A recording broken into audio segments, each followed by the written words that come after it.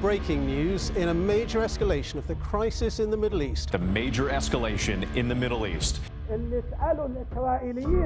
World War III just knocked on our doors and left unnoticed, as Israel was on full attack again.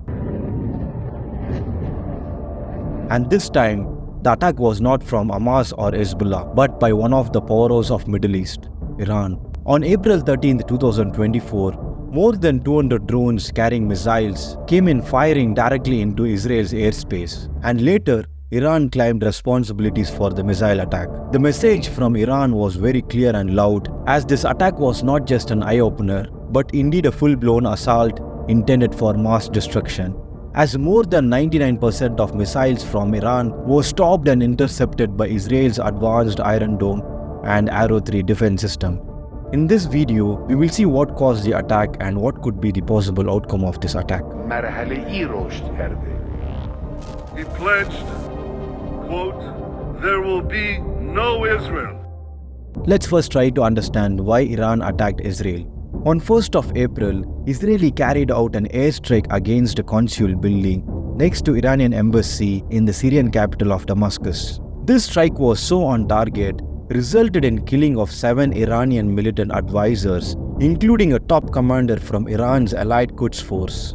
Now, his death is the most high-profile targeted killing of an Iranian since the assassination of Qasem Soleimani by the US in 2020. Now, obviously, this assassination represented a significant escalation on this ongoing shadow war between Israel and Iran. Also, embassy buildings of any nations are considered off-limits for direct attacks by a country. In justifications of this attack, Israel had 2 reasons. Firstly, Israel believes that Iran is indirectly funding 2 terrorist organizations, Hamas and Hezbollah, by providing war combat training and advanced weaponry. The second reason directly involves Israeli Prime Minister Netanyahu, who is trying to delay or push the Israel election, citing the tensions between Israel and Iran war as a significant threat, as the polls clearly shows that Netanyahu might not win this election. Following this attack by Israel on Iran's embassy, retaliation from Iran is pretty much inevitable at this point. On April 13th,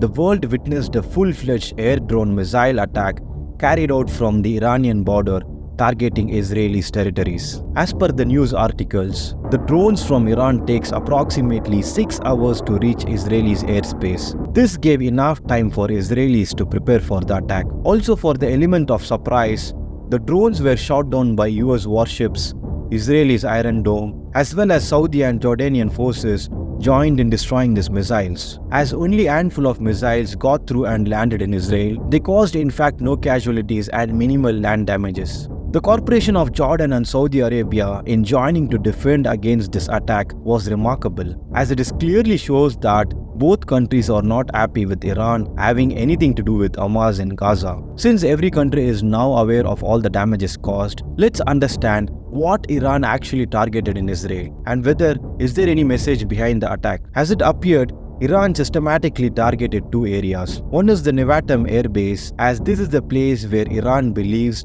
Israel launched an airstrike on April 1st, killing 7 Iranian militants in Syria. And the second place was near the Israelis' nuclear research center called 𝐮𝐸. As we honestly don't know if Israel has any nuclear devices, the message from Iran was very clear. They are capable of reaching these areas easily. The next time if conflict arises, they could use more powerful missiles or possibly even a nuclear strike. With the shadow war between 2 countries are going on in full blaze, are we entering into World War III without even knowing it? Let's try to decode with 2 possibilities. Is Iran actually looking for a war?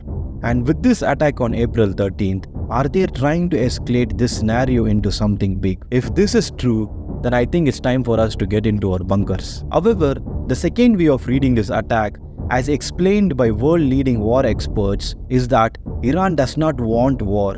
In other words, it is escalating to de-escalate. Early on Sunday, the Iranian State General clearly stated that the operation is complete and there is no intention to continue. In fact, Iran has repeatedly warned Israel that they are going to launch an attack. No country would give a warning if they really wanted to escalate and cause war conflicts. As Israel agreed, the warning was indeed given by Iran. It's also because at this point in time, Iran cannot afford war, as its economy is plunged into negative. Additionally, its current leader is not very popular among neighboring regions to bring support to defend them. So all these facts prove that Iran attack was to escalate to de-escalate, and also Iran is not capable of handling any wars at this point of time. Sadly, there comes another twist in the story. After all these conflicts, and even after the USA repeatedly asked Israel not to retaliate in return of April 13th attack by Iran, Israel breached into Iran's airspace again on April 19th and bombed an air defense facility located in center of Iran at a place called Isfahan. US intelligence confirmed that Israeli aircraft operating outside Iran's airspace launched 3 missiles targeting Iran's air defense radar site, which was built to protect the nuclear facility in Iran. The intention behind this attack from Israel was not very clear, and Iran did acknowledge by saying 0 to no casualties was caused by this attack. At this point, this shadow war looks like an endless cycle. It's also very sad to see our kids, brothers and sisters dying because of this war that could have been avoided at any cost. But for now, all we can do is wait and pray. Again, thanks a lot for watching this video. Until next time, Sunil Cristiano.